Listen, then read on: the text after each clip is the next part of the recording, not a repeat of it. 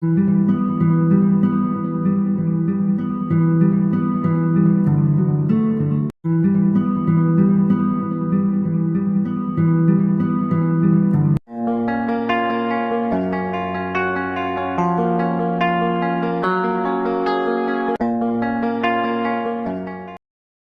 will hear a conversation between the director of a drama school and a parent named Maggie.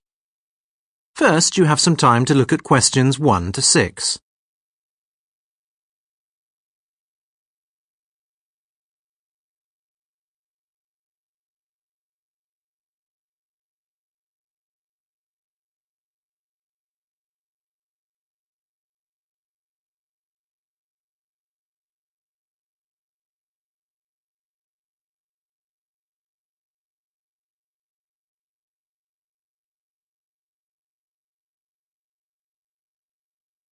You will see that there is an example that has been done for you. On this occasion only, the conversation relating to this will be played first. Hi, my name's Maggie. I think I spoke to you yesterday about coming in to see you about the drama classes. Oh, yes. Hi. How can I help you? We're new to the area and I'd like my children, Terry, Andrea and Jasmine, to join the drama classes. They love acting, singing and dancing, and they're very energetic, and I also thought it would be a good way for them to make friends. Oh, yes. We offer dancing and singing as well as acting classes, and the club's a good place for everyone to meet new people. We have different social and family groups, and everyone here is very friendly. The school offers acting classes, so acting has been written in the space. Now we shall begin. You should answer the questions as you listen, because you will not hear the recording a second time. Listen carefully and answer questions 1 to 6. Hi, my name's Maggie. I think I spoke to you yesterday about coming in to see you about the drama classes. Oh, yes. Hi. How can I help you? We're new to the area and I'd like my children, Terry, Andrea and Jasmine, to join the drama classes. They love acting, singing and dancing, and they're very energetic, and I also thought it would be a good way for them to make friends. Oh, yes. We offer dancing and singing as well as acting classes, and the club's a good place for everyone to meet new people. We have different social and family groups, and everyone here is very friendly. Great. Can I just ask you some questions about the drama classes? Yes, sure. What would you like to know? What classes are there and when are they held? Well, during the week, we have classes for different age groups. By the way, what ages are your children? Terry's 8. Andrea's 12 and Jasmine's 16. Well, for the youngest age group, those aged 7 to 11, the times are 5:30 p.m. to 6:30 p.m. on Tuesday evening. And for those aged 12 to 15, between 4 and 6 p.m. on Wednesday evening. And for those 16 and above, it's 6 to 8 p.m. on Friday evening. Is there anything at the weekends? Yes, we also have workshops on Saturdays from 10 a.m. to 1 p.m, but they're usually for older members, 18 and above. We also have social outings to theatres at discount rates, so it's possible for whole families to come. We even get free theatre tickets at times, which we announce on our website. Oh, that's good to know. And what about school holidays? Well, during the holidays, we run summer camps for young people up to the age of 16. These usually run from 10 a.m. to 1 p.m. and 2 p.m. to 5 p.m. Monday to Friday.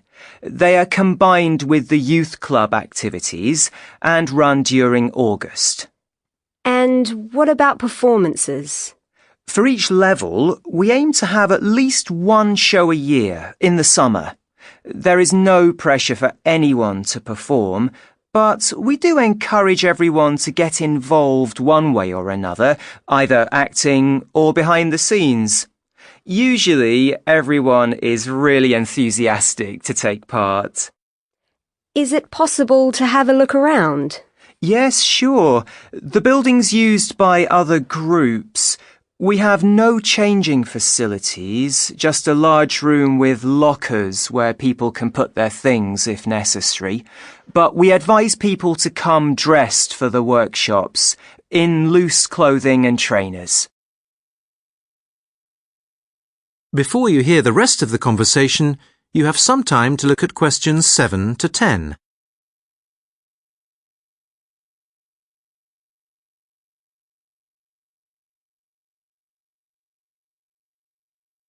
Now listen and answer questions 7 to 10. Can my kids join immediately? Yes, they can. We always ask people to come and have a go first of all. Children usually come to meet new people and then want to come back, even the shy ones. That's a good sign. Is there a fee? There's a joining fee of £14 a year per person, and then there's a separate fee for the Saturday workshops, but they're usually very cheap. It's just to pay the workshop trainer, as we survive on small grants and gifts. OK. I think I'd like to bring the children along. Great. What's your full name and address? My name's Maggie Campbell. Is that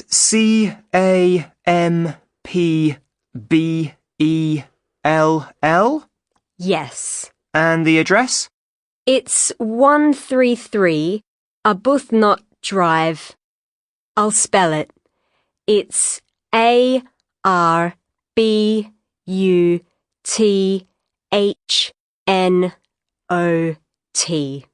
And the postcode? It's RV27 8PB. And the children's names again? Terry, he'll come for the Tuesday class, so that's the 17th of March. And Andrea, she'll come for the class on the 18th of March. And Jasmine on the 20th. Can I take a mobile number?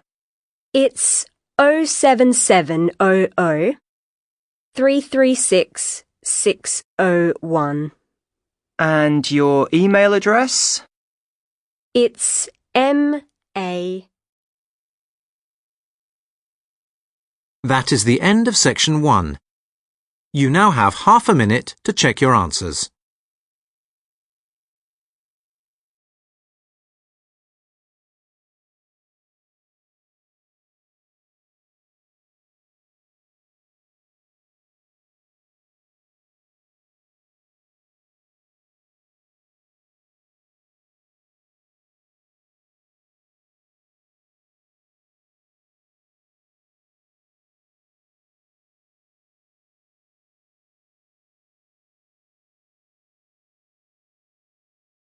Section 2. You will hear an introductory talk about a countryside and woodland programme. First, you have some time to look at questions 11 to 17.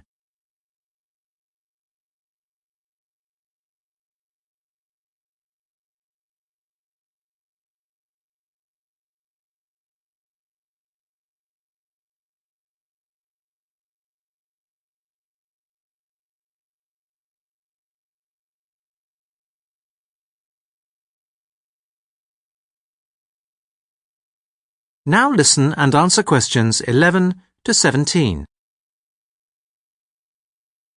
Good morning, and welcome to the Moorland Countryside and Woodland program. I'd like to give you some information about the program and the short courses we run for people on woodland awareness. We're actually a program run by volunteers, and we were set up 15 years ago to educate people of all ages and backgrounds about the wonders of our woodlands and hence nature itself. And for the past 5 years, we've been taking groups of youngsters in their teens on educational trips on Fridays, Saturdays, and Sundays. From schools, mainly from around the area, but some have come from much further afield. At first, some youngsters are not very impressed by the setting because we discourage them from using any electronic devices, especially smartphones, so they can engage more with the surroundings. This throws them quite a bit. But almost without exception, by the end of the 3 days they're here, the young people don't want to leave and want to come back again. In fact, 2 of the workers here came with student groups 5 years ago, and when they left school, they came straight to work for us. The program is completely self-sufficient, due in part to the sales from the plant nursery and also to donations. But the bulk of our income's now from running the educational and awareness courses.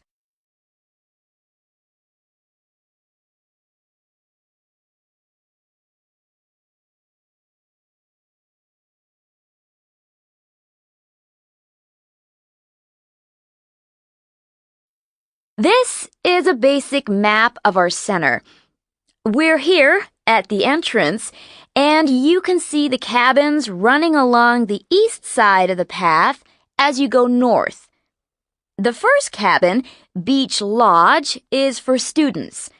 It's quite large and can accommodate 10 students in bunk beds. Then the next 4 cabins are for families, and the cabin after that, Chestnut Lodge, is for teachers, which can hold up to 4 adults. On the west side of the path, directly opposite the family cabins, are the educational facilities. They're quite up to date with all the latest wizardry. And next to that's the cafeteria, which is shared with visitors to the center. Just beside the cafeteria is a family area with climbing frames for children. We don't allow open-air cooking here because of the trees.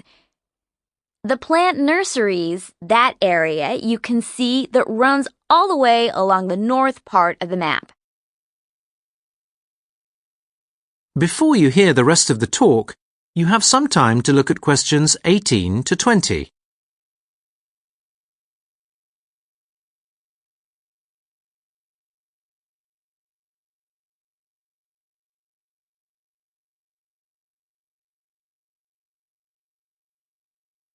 Now listen and answer questions 18 to 20. If you go over here, between the family area and the nursery, the path leads to the woodland itself. We're on a hill here and quite high up, and as there's some spectacular scenery around here, we have breathtaking views of the countryside. You can see the river stretching for miles through rolling countryside. Fortunately, the whole woodland is protected by law, so nobody can chop down any trees. The landscape here is not changed for hundreds of years. Some of the trees have been growing here rather a long time, and the aim of the scheme and the volunteers is to keep it that way. We advise people to stick to the paths because it's very easy to get lost. As you walk through the woodland, you'll see workers removing dead wood and trees. I'd ask everyone not to remove anything like seeds or flowers from the woodland so we can try and conserve it for future generations. That is the end of section 2. You now have half a minute to check your answers.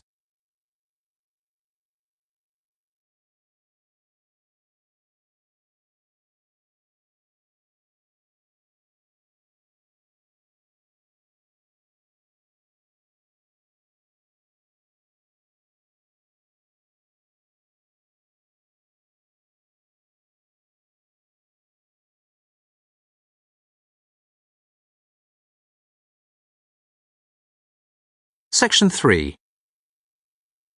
You will hear a tutor talking to two students called Jack and Francesca about a presentation they have given. First, you have some time to look at questions 21 to 25.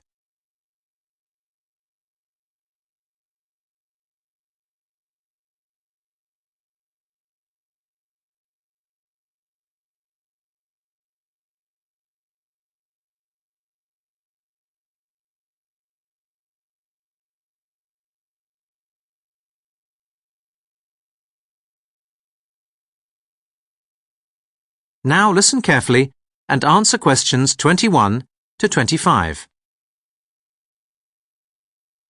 OK, if you want, we've got some time left for some feedback on your joint presentation today. Yeah, we can do it now while it's fresh in our minds if it's okay with Francesca. It's okay with me. So, Francesca, how do you think it went? Well, I was really happy with it actually, but I'm glad it's over. I think the main advantage of doing the presentation was that we both learned quite a lot about training and skills development for the workplace and how they improve people's opportunities in life, especially their job prospects. And we learnt a lot from actually delivering the presentation as well, which is really useful for the future. Yeah, that was important too. As I said, I was pleased with it, but if I had to do it all over again, I'd change a few things. Like what, for instance? Well, the first thing I'd do is work on the pace of the talk and make the delivery slower. And I'd keep a clock in front of me so that I was aware of the speed. And the next thing is, the length of the talk. I'd make the presentation time 15 minutes for each of us, because I think 10 minutes each was much too short. If we had given ourselves more time, it would have flowed better. Yes, I agree. I thought the timing was a bit tight. I'd say maybe even 30 minutes each. 30 minutes might have been a bit long for both you and the audience. Maybe you're right. 15 minutes each would probably have been better. And the next thing is the order of the data. I thought the sequence was bad. It could have been a lot better. Yes. If I had to give some particular advice, I'd say you needed to give yourselves a run-through once or twice using the equipment just to see what it's like. Doing it without preparation like that's not that easy. No, definitely not. And another thing for me is that we forgot to give out the handouts with the copies of our slides on them for people to take notes. I should have given them out before we started. And one final thing I do is I check that everyone could see the screen properly. I'd make sure the arrangement of the chairs in the room made it easy for everyone to see. And Jack, what about you? How did you feel about it all? Well, I agree with Francesca. Yeah, in everything she said. It's very difficult to make the delivery smooth. When I do it again, I'll definitely spend more time practicing to make it run more smoothly. Before you hear the rest of the conversation, you have some time to look at questions 26 to 30.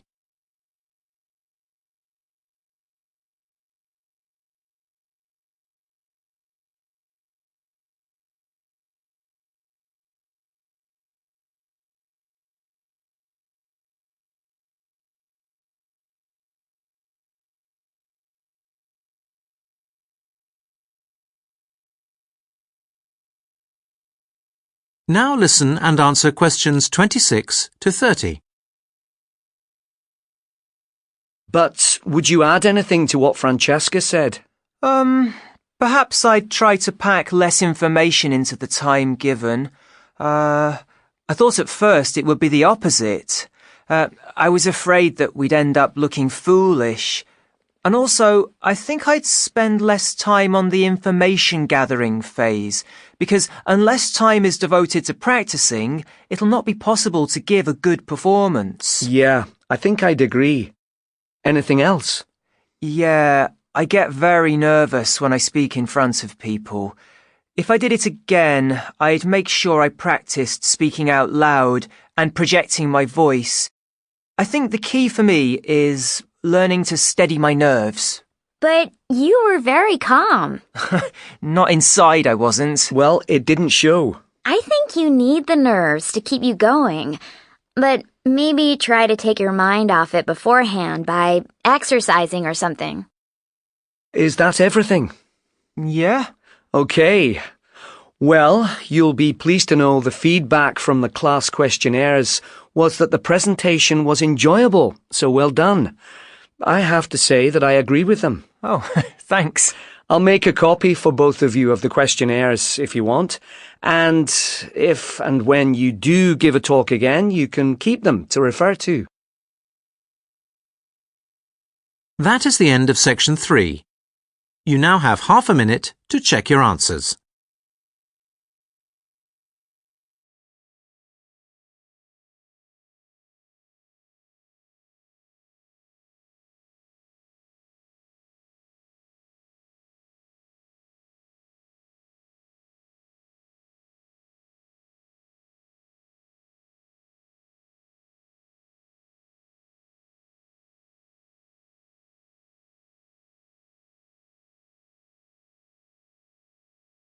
Section 4.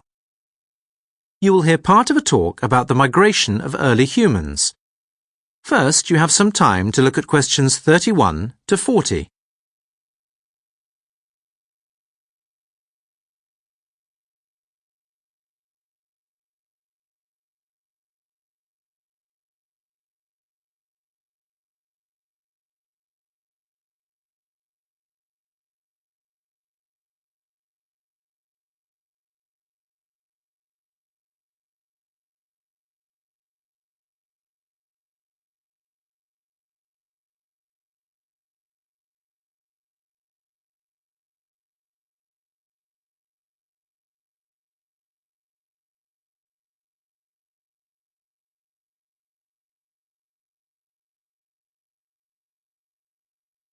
Now listen carefully and answer questions 31 to 40. Well, in today's lecture, we are going to explore early human migration out of Africa to colonize the world. Throughout history, there have been waves of humans migrating as people have moved from one locality to another, sometimes quickly over very short distances, and sometimes slowly over very great stretches of land, in search of a new or different or better life. There now appears to be general agreement that the first movement of people of any real significance in any part of our planet originated in East Africa, approximately 100,000 years ago. This first group of modern humans made their way across the Red Sea, which was then a dry bed, then through Arabia and into what is now the Middle East. But these early pioneers soon died out. Just like today, the Earth was subject to shifts in temperature. About 70,000 years ago, the planet became warmer and another group of modern humans migrated out of their homeland of Africa, following basically the same route, and then moving on to South Asia.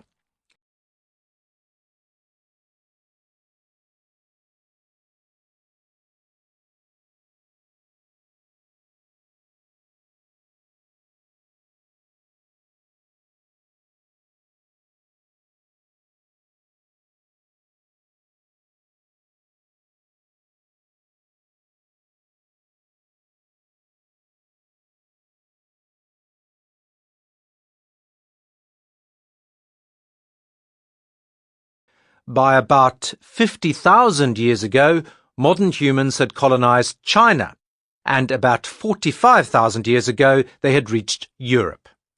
These early humans settled in the wide open spaces of Siberia about 40,000 years ago, and about 20,000 years ago modern humans reached Japan, which was connected to the main landmass at that time.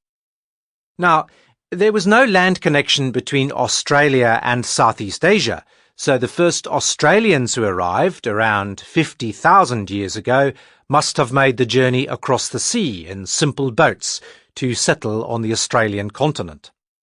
Modern humans moved from Asia to North America, which was reached across what is now the Bering Strait through Alaska.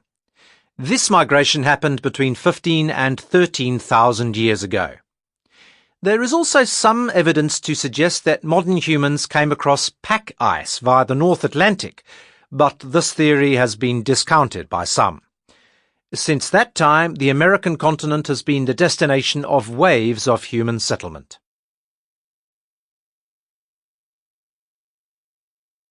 Before we look at more modern examples of human movement, like the Anglo-Saxon migrations to Britain in the 5th century AD, the migration of Turks during the Middle Ages, and the migration of the Irish to America in the mid-19th century, I'd like to look at a migration within the continent of Africa itself that I'm personally very interested in. If we look at the map of Africa, we can see some patterns that are common to other waves of human movement throughout history.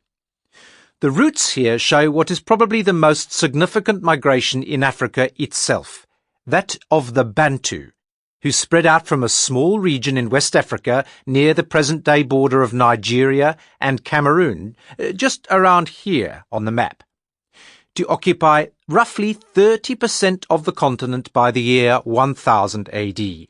A trigger for this movement may have been the result of the cultivation of the yam, a starchy root vegetable which Bantu farmers started to grow as part of their staple diet. This cultivation began around 2750 BC, resulting in the expansion of the population. The Bantu people then spread out into the neighbouring territories, which were at that time sparsely populated. As the land of the rainforest could not sustain the farmers and their families for longer than a few years, they moved on, felling trees and creating new clearances in the forest to cultivate yams. With the numbers of the Bantu on the increase between 2500 and 400 BC, the people were constantly on the move, migrating south down through modern-day Congo in Central Africa and reaching Zimbabwe and modern-day South Africa by about 100 AD. It was contact with Sudan in North Africa that introduced the Bantu to iron production, in which they excelled. Once they had exchanged knowledge of working in iron from Sudan, the quality of their work rivaled that produced by the Mediterranean people of the time. They now had better tools to cut down trees, clear forests, and work fields. And there is one other benefit iron gave them, and that was a military advantage over their neighbours. I'd say that migration has transformed the world from early times, and we all reap the benefits of different peoples coming into contact with each other. That is the end of section 4. You now have half a minute to check your answers.